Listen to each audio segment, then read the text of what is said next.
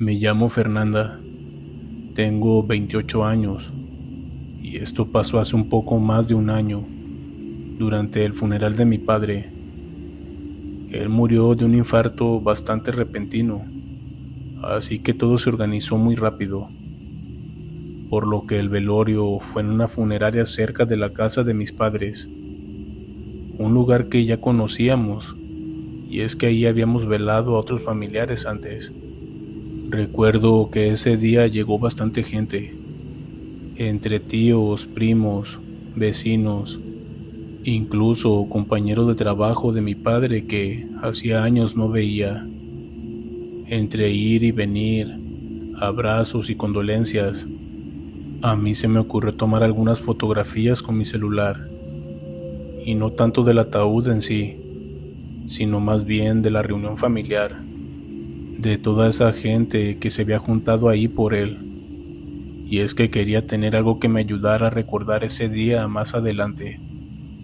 Aunque suene raro tomar fotos en un momento así, yo lo sé, pero para mí tenía sentido guardar memoria de quienes habían estado presentes, de cómo nos habíamos acompañado esa tarde tan difícil en su último adiós, por lo que tomé varias fotos a lo largo de las horas que duró el velorio. Algunos de mis tíos platicando en un rincón, otras de mi madre recibiendo a la gente en la entrada, y un par más donde se veía el ataúd rodeado de flores, con varios familiares alrededor. En ese momento en que todos se acercan a dar el último adiós antes de que empiece la misa.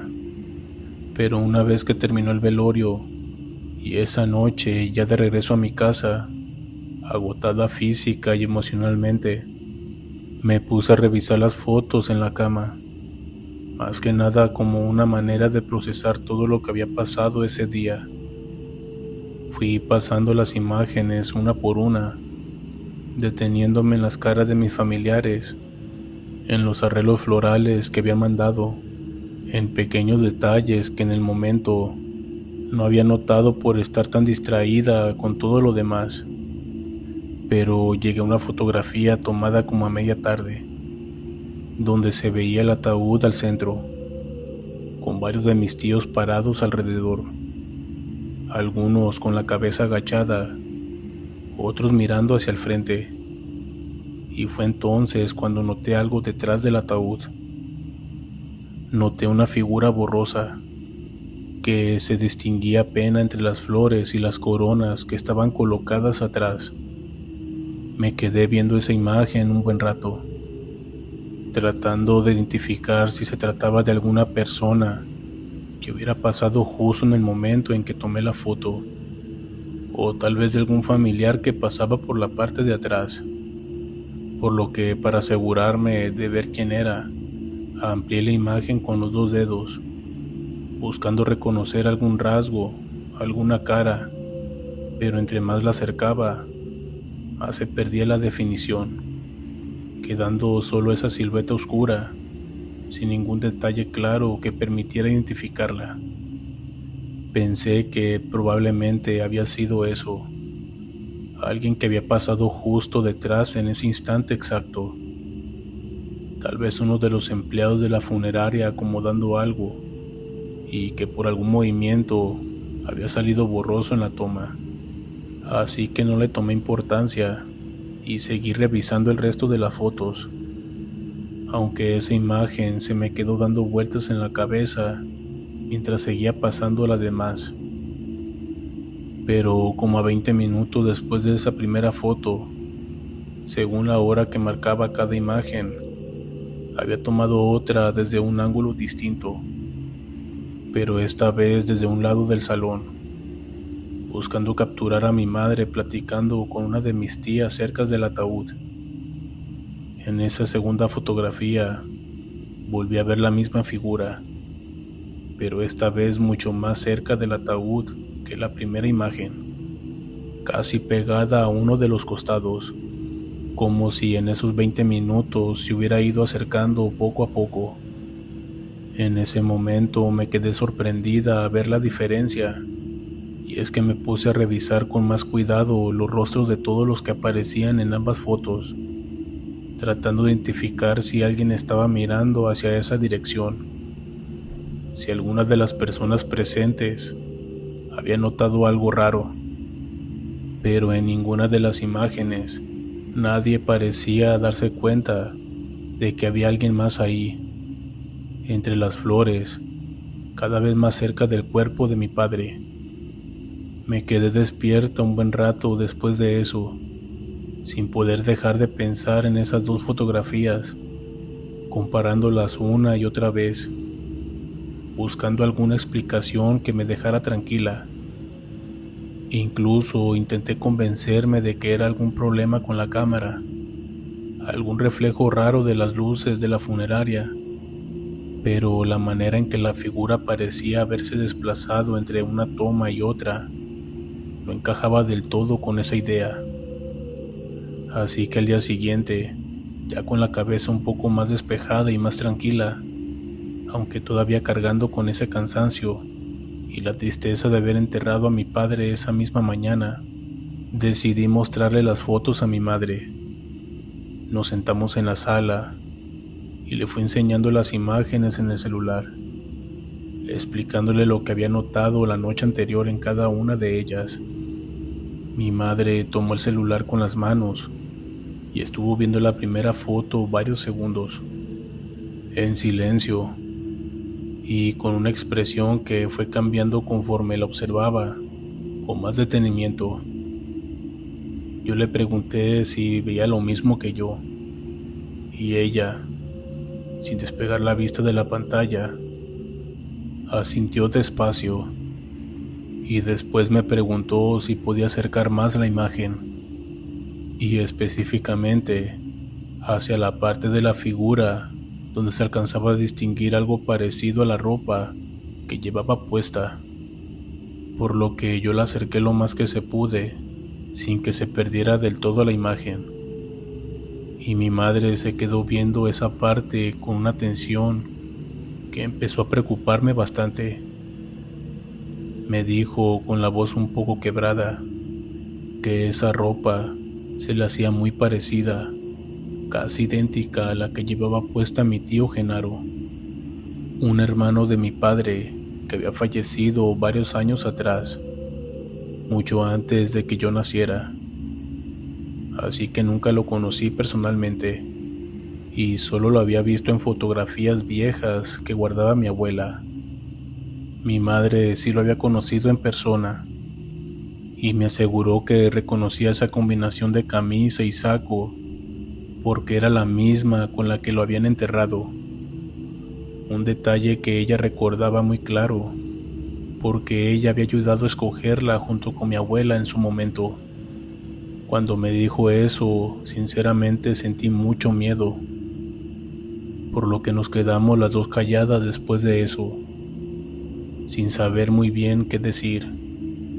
Con el celular todavía en las manos de mi madre, la imagen amplia de esa figura borrosa parada detrás del ataúd de mi padre, cada vez un poco más cerca de la segunda fotografía, como si hubiera ido acompañándolo poco a poco durante esas horas en que toda la familia estuvo despidiéndose de él. Desde ese día, yo miro la muerte muy diferente a como yo pensaba, y es que al mirar las fotografías, siento que cuando uno parte de este mundo, no solamente los familiares, los amigos y queridos que están vivos te acompañan en el último momento, sino que también los que no están aquí. Y el claro ejemplo es esa foto donde aparece mi tío. Muchas gracias por dejar compartir mi relato con ustedes, que espero y les haya gustado. Si te están gustando los relatos, no olvides dejar tu comentario y tu buen like. Y sobre todo una cosa muy importante que te quiero pedir, es que hypees este video para que podamos seguir creciendo en esta gran comunidad. Sin más, seguimos con el siguiente relato. Me llamo Carlos, y esto pasó hace un par de años, cuando falleció mi abuela Consuelo. Ella tenía 83 años, y aunque llevaba tiempo enferma, Su muerte nos agarró de todas formas, con esa sensación de que uno nunca está realmente preparado, por más que lo espere. Y como era costumbre en familia, decidimos velarla en casa donde había vivido sus últimos años. Una casa vieja de un solo piso, con un patio central y cuartos alrededor, en un pueblo cerca de Puebla. Llevamos el ataúd a la sala principal esa misma tarde, después de arreglar todos los trámites necesarios, y desde entonces la casa se llenó de gente, como también es costumbre en estos velorios de pueblo. Para cuando cayó la noche, ya solo quedábamos los más cercanos, o sea, mi padre, mi tío Genaro, mi hermano Iván y yo, además de mi tía Lupe, que es la hija mayor de mi abuela, quien decidió irse a descansar un rato a uno de los cuartos del fondo, ya que llevaba días sin dormir bien, cuidando a mi abuela en su enfermedad. El resto nos quedamos en la sala, tomando café para aguantar el sueño, platicando de vez en cuando anécdotas de mi abuela. Ya saben, esas historias que uno cuenta en los velorios para llenar ese silencio y sentir que todavía está ahí de alguna forma. Pero cerca de la 1 de la mañana, la plática empezó a decaer y varios se fueron quedando dormidos en las sillas y sillones que había acomodado alrededor del ataúd. Yo también sentía los ojos pesados, pero me mantenía despierto a ratos, viendo el reloj de la pared que marcaba el paso lento de las horas, escuchando el ronquido leve de mi tío Genaro, que estaba recostado en un sillón cercano. Cerca de las 3 de la madrugada, con la casa ya completamente en silencio, salvo por esos ronquidos y el zumbido bajo del refrigerador en la cocina, escuché un golpe que venía del ataúd. Fue un solo golpe, como si alguien hubiera chocado contra la madera desde dentro. Yo me quedé quieto, sentado en mi silla, tratando de ubicar bien de dónde había venido ese sonido. Y es que pensé que tal vez alguien se había movido y había golpeado accidentalmente la estructura al pasar cerca. Pero miré a mi alrededor y todos seguían dormidos, en la misma posición de antes, sin que nadie se hubiera levantado ni movido cerca del ataúd. Así que me levanté yo despacio para revisar, pensando que quizás alguna de las patas del mueble donde estaba colocado el ataúd se había aflojado, o que el mismo peso de la estructura había provocado ese crujido. Pero lo extraño es que no encontré nada fuera de lo normal. Todo se veía igual que antes. Así que volví a sentarme, tratando de convencerme de que había sido cualquier cosa. El asentamiento normal de la madera con el cambio de temperatura de la noche, o cualquier otra cosa. Pasaron unos minutos, tal vez 5 o 10, y el sonido volvió a escucharse, pero esta vez mucho más fuerte, como si algo estuviera empujando desde el interior con más insistencia que la primera vez. Esta vez sí me levanté de golpe, sintiendo que el corazón se me aceleraba, y en ese mismo instante vi que mi hermano Iván también se había despertado, con los ojos muy abiertos, mirando hacia el ataúd con esa expresión de alerta que yo debía tener ese mismo momento. Nos acercamos los dos juntos, sin decir ni una sola palabra, solo intercambiando una mirada que confirmaba que ambos habíamos escuchado lo mismo. Revisamos con cuidado toda la estructura del ataúd, la tapa, las agarraderas, la base donde estaba apoyado, buscando cualquier cosa que pudiera explicar esos golpes, incluso algún insecto, algún desperfecto en la madera, cualquier explicación que nos dejara tranquilos. Pero no encontramos absolutamente nada. Todo estaba en su lugar, cerrado, sin ninguna señal de movimiento ni de daño. Nos quedamos ahí parados varios minutos, en silencio, esperando escuchar algo más, pero los golpes no volvieron a sonar. El resto de la familia seguía dormida, ajena por completo a lo que acabamos de vivir, y ni mi hermano ni yo tuvimos ánimos de despertar a nadie para contarles, más que nada porque no sabíamos ni cómo empezar a explicar algo que pudiera escucharse como si fuera una locura, algo inventado por nosotros. Así que decidimos no decir nada. Volvimos a sentarnos, aunque ya sin ninguna intención de dormir, revisando cierto tiempo hacia el ataúd, esperando con cierta atención que algo más pasara. Y fue entonces, cerca de las 3:30 de la madrugada, que escuchamos un llanto viniendo desde el fondo de la casa, del cuarto donde mi tía Lupe se había ido a descansar, por lo que de inmediato corrimos hacia allá, encontrándola sentada en la cama, todavía a oscuras, llorando con una angustia que no era normal, ni siquiera considerando el duelo que estaba pasando. Prendimos la luz y le preguntamos que sí, qué le pasaba, tratando de calmarla, pensando que había tenido una pesadilla relacionada con la pérdida de su madre. Ella, entre sollozos, nos contó que había soñado con mi abuela, que en el sueño ella estaba encerrada en un lugar oscuro, golpeando con las manos algo que no la dejaba salir, desesperada, repitiendo una y otra vez que no quería que la dejaran sola. Mi tía decía que en el sueño ella podía sentir esa desesperación como si fuera propia, ese miedo tan real que le había hecho despertar llorando de esa manera. Ni mi hermano ni yo le contamos en ese momento lo que habíamos escuchado minutos antes en la sala. Simplemente nos quedamos ahí con ella, tratando de tranquilizarla, diciéndole que había sido solamente un sueño, producto del cansancio y la tristeza de esos días tan difíciles.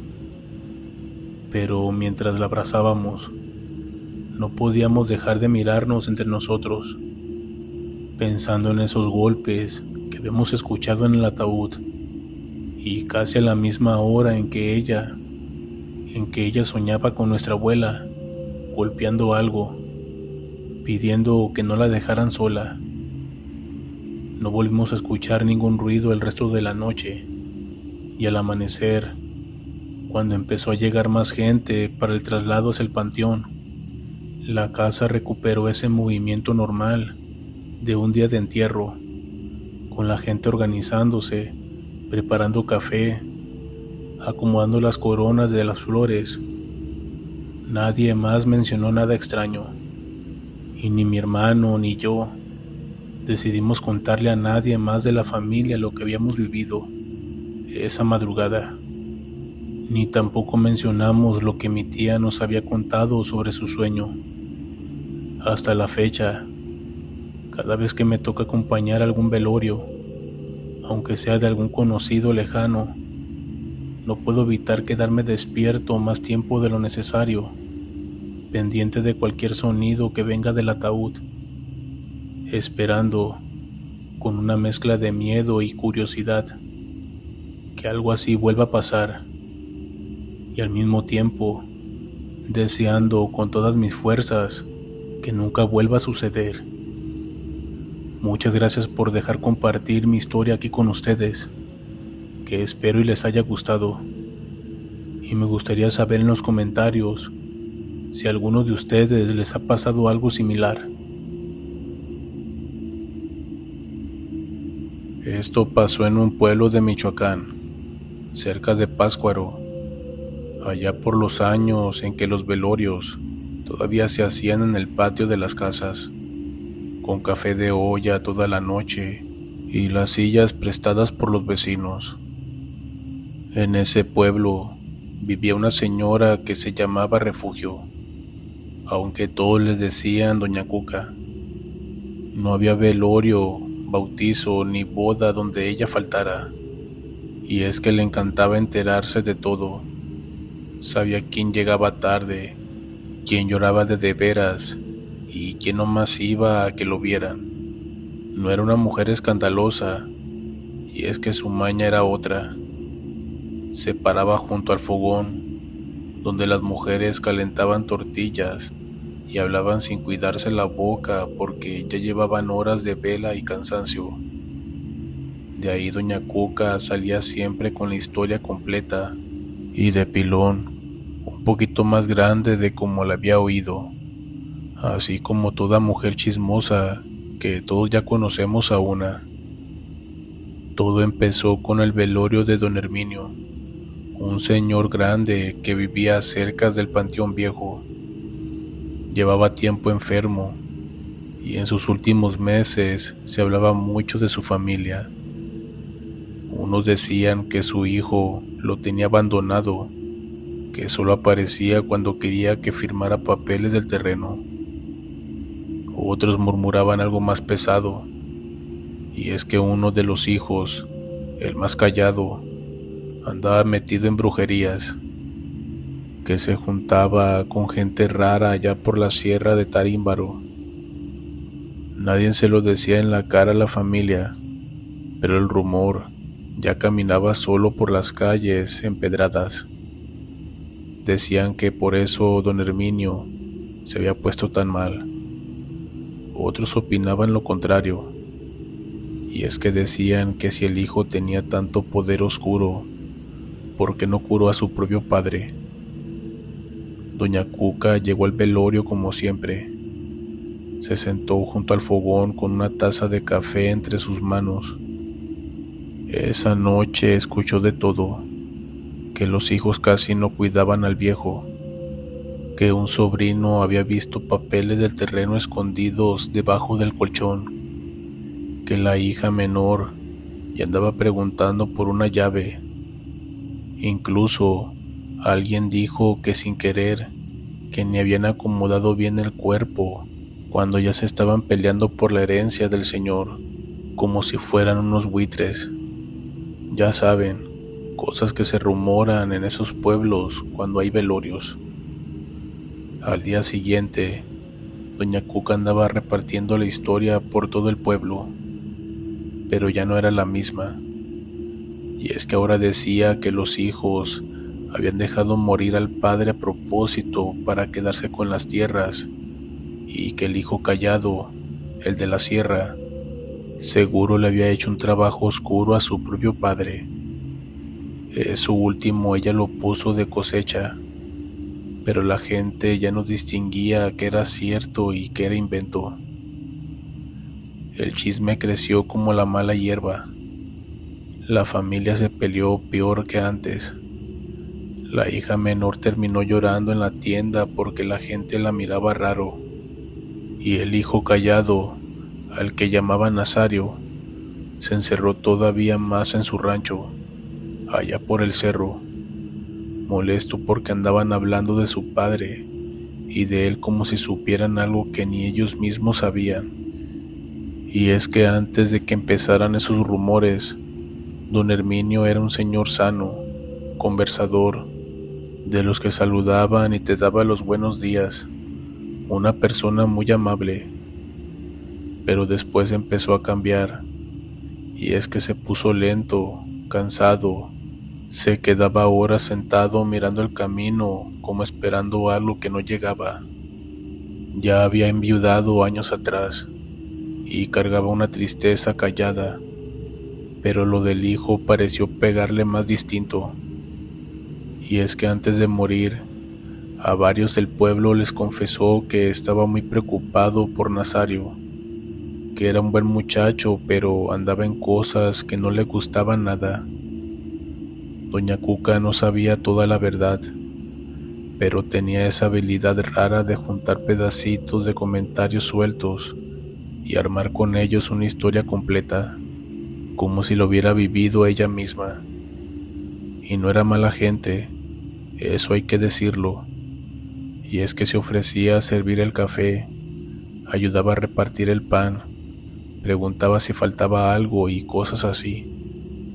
Por eso mucha gente la quería, aunque mi abuela decía que doña Cuca cargaba la enfermedad del chisme, y es que podía estar sirviendo atole y al mismo tiempo enterarse de un pleito en el corral de al lado. Con los días el chisme ya no se quedó nomás en la casa de don Herminio y empezó a colarse en otros velorios del pueblo. Cada vez que alguien se moría y la gente se juntaba a acompañar a la familia, tarde que temprano salía el nombre de don Herminio en la plática y luego el de Nazario, y la gente ya decía: pregúntale a doña Cuca, ella sabe bien la historia. Pasaron como 3 meses desde que enterraron a don Herminio, cuando doña Cuca empezó a enfermarse. Al principio nadie lo relacionó con nada raro, y es que ya estaba grande y vivía sola en su casa de la calle del Rosario, con su corral de gallinas y su patio de tierra llena de geranios. Los vecinos empezaron a ir por las noches arcadas fuertes de dentro de la casa. Una madrugada uno se levantó porque la oyó quejarse muy feo. Se asomó por la cerca y la vio doblada junto al lavadero, con una mano en el estómago y la otra en la pared, pálida, sudando frío. Entre varios la llevaron al doctor del pueblo, que la mandó a que tuviera reposo y que comiera ligero. Los primeros días pareció mejorar, pero luego empezaron las cosas raras. La primera fue lo del niño. Doña Cuca salía al patio muy alterada, jurando que un niño flaco de ojos verdes muy grandes le tiraba piedras desde dentro de los geranios.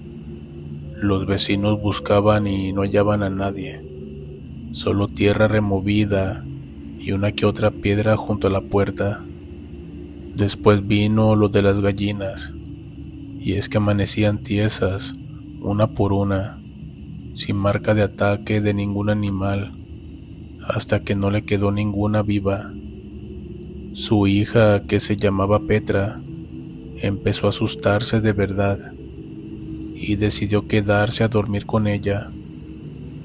Pero esa noche oyeron golpes como de piedras cayendo en el piso de cemento, y luego un golpe en la ventana de la cocina. Al otro día, una fila de piedras iba desde el escalón hasta la primera maceta. Petra habló con una señora de la parroquia y llevaron agua bendita para rociar en la casa cuarto por cuarto. Esa noche todo estuvo tranquilo, y por unos 6 días doña Cuca pareció mejorar. Volvió a sentarse en su silla junto a la ventana. Petra, aliviada, pensó que podía dejarla dormir sola otra vez. Pero una madrugada tocaron fuerte la puerta de la casa de Petra, y es que un vecino traía a doña Cuca cargada de lado, descalza, el pelo revuelto y con su rostro todo pálido, temblando tanto que apenas se sostenía. Le habían encontrado caminando por la calle, llorando, diciendo que algo se le había metido al cuarto, y cuando por fin pudo hablar, contó que sintió el colchón hundirse de un lado, como si alguien muy pesado se hubiera sentado junto a ella. Quiso moverse y no pudo.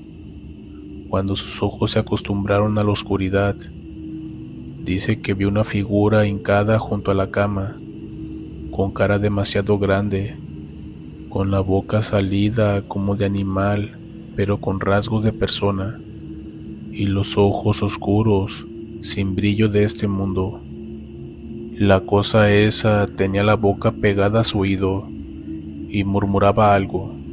Al principio pensó que le hablaba, pero luego entendió que estaba rezando el credo, y era la misma oración que había usado la señora de la iglesia para bendecir la casa, solo que en esa boca sonaba espantoso, arrastrado, con una risa baja después de cada frase, como burlándose de rezar algo sagrado.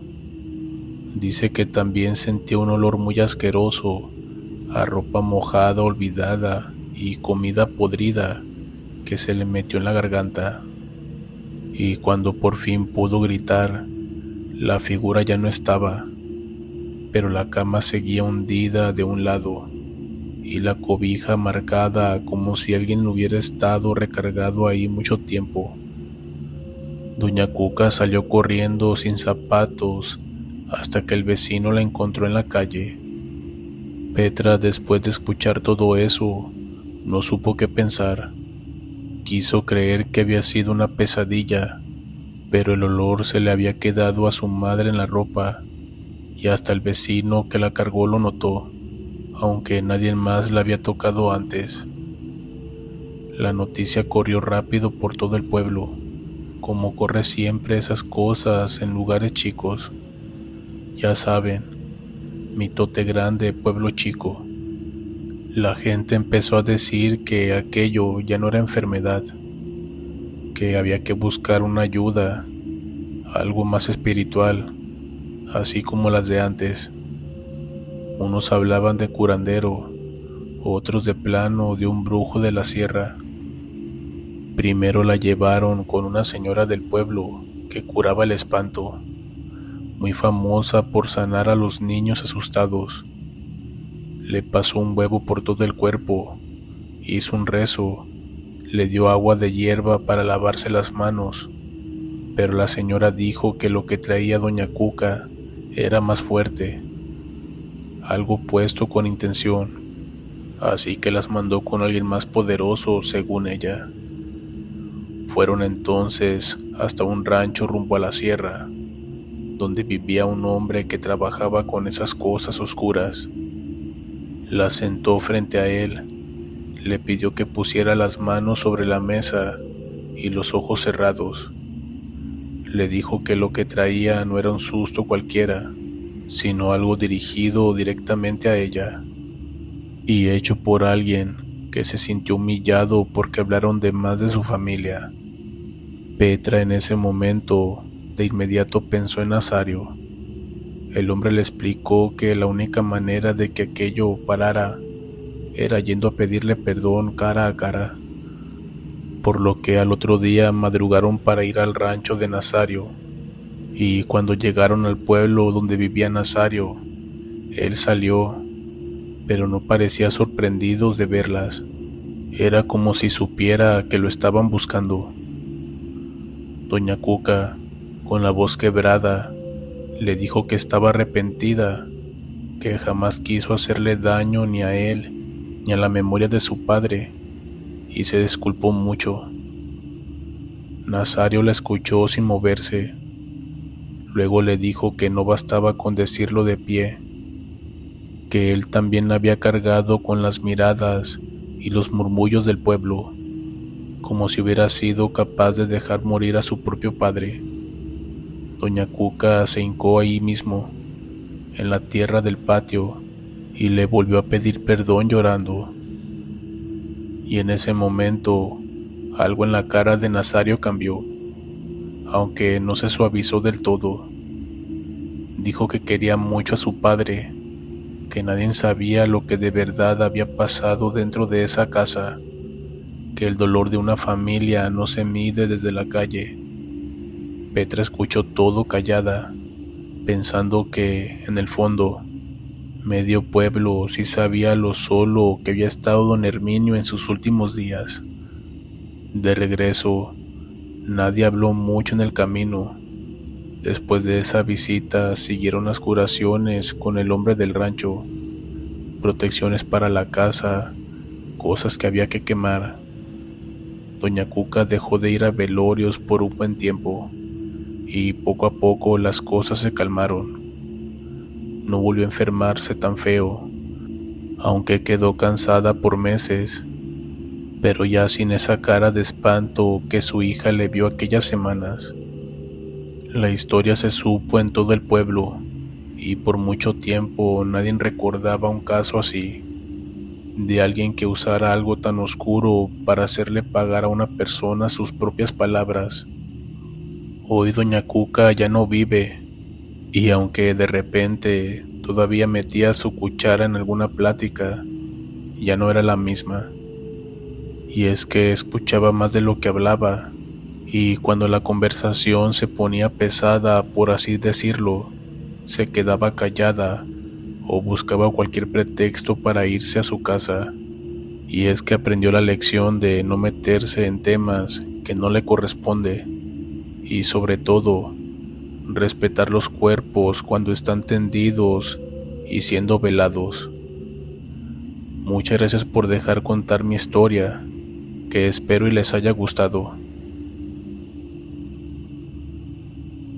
Me llamo Mariana, y esta historia me ocurrió cuando apenas tenía 10 años. En aquella época vivía con mi abuela Rosa, una mujer muy conocida en el pueblo porque acostumbraba a dirigir rosarios y rezos durante los velorios cuando alguien fallecía.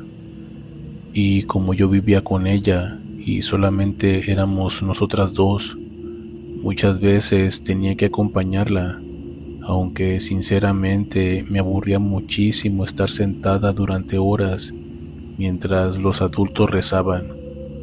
Y es que nunca me gustó ir a esos lugares, pero no me quedaba de otra, ya que mi abuela no tenía con quién encargarme.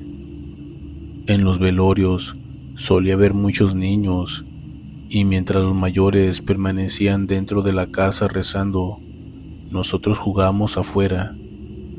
Yo siempre esperaba con desesperación el momento de poder escaparme a jugar, pero mi abuela casi siempre quería tenerme al lado suyo. Y es que sinceramente yo era algo traviesa, y mi abuela respetaba mucho esos lugares ajenos. Pero una noche acompañé a mi abuela a un velorio en una casa ubicada en las afueras del pueblo.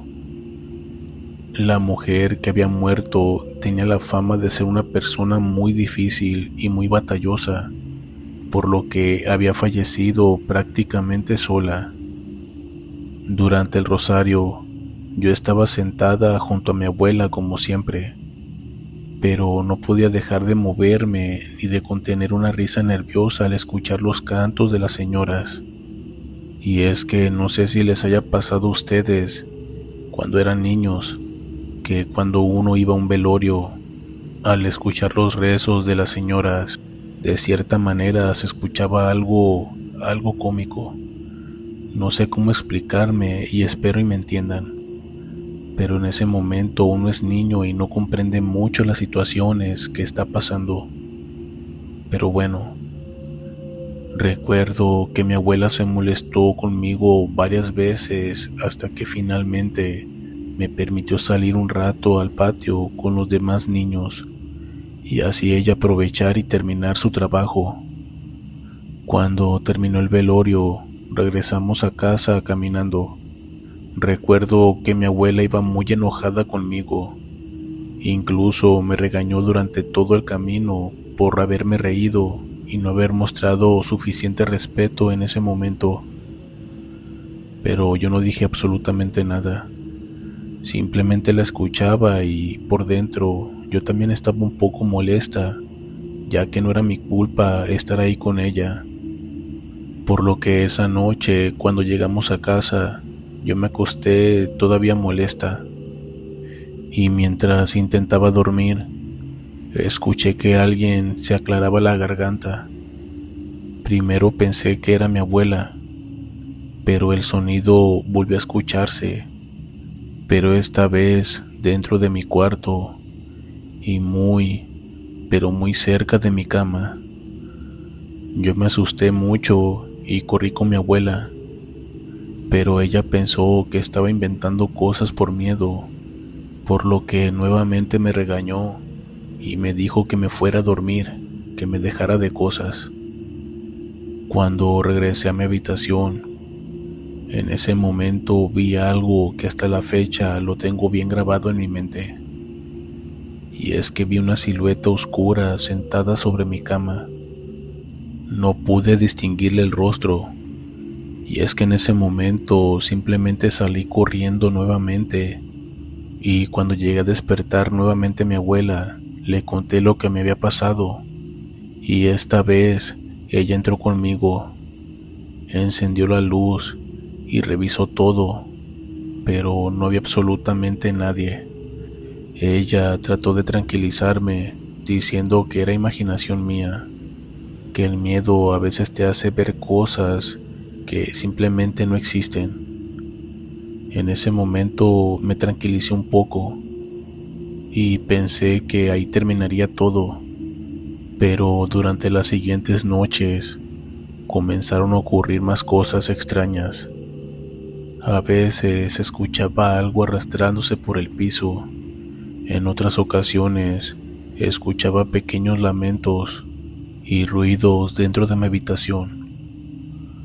Una noche incluso vi una figura sentada en una silla que momentos antes estaba completamente vacía. Yo le contaba todas estas cosas a mi abuela, pero ella se negaba a hacerme caso. Pero un día, mi abuela comenzó a preocuparse cuando una tarde ella misma aseguró haber visto de reojo a una mujer agachándose para meterse debajo de mi cama. En ese momento, ella ya empezó a creer todo lo que yo le decía, y fue entonces cuando decidió pedir ayuda a una amiga que conocía sobre limpias y creencias tradicionales. Cuando la mujer llegó a nuestra casa, ella la recorrió toda y aseguró que había una presencia que se había quedado cerca de mí después de aquel velorio. Y es que según ella, la difunta podía haberse molestado por mi comportamiento durante los rezos y de alguna manera haberme seguido hasta nuestra casa. También explicó que algunos niños podían ser sensibles a este tipo de situaciones y mucho más vulnerables. Después de decirnos eso, la mujer nos hizo unos rezos y esparció un humo extraño por toda la casa. Mi abuela, después de eso, tomó la decisión de no volverme a llevar a velorios ni a rezos, y desde entonces dejé de acompañarla, y poco a poco las apariciones y los ruidos fueron desapareciendo. Nunca supimos con certeza qué había ocurrido aquella noche. Tal vez todo fue producto del miedo y de la imaginación de una niña, pero todavía recuerdo perfectamente aquella silueta sentada en mi cama y aquella figura que apareció en la silla. Desde entonces, nunca volví a reírme durante los velorios, aun y cuando estaba niña. Y es que había ocasiones en que mi abuela no podía encargarme con una vecina que tenía y me tenía que llevar. Pero como repito, desde ese entonces, cada que voy a un velorio, trato de darle el respeto que se merece lo más que se puede. Y es que uno nunca sabe qué vibras pueda tener esa persona fallecida, que tal vez hagas algo que no le gusta y busque la manera de cómo cobrarse esa falta de respeto, así como me pasó a mí cuando era niña. Muchas gracias por dejar compartir mi relato con ustedes, y me gustaría saber en los comentarios qué piensan al respecto sobre esta historia. Los leo en los comentarios. Muchas gracias.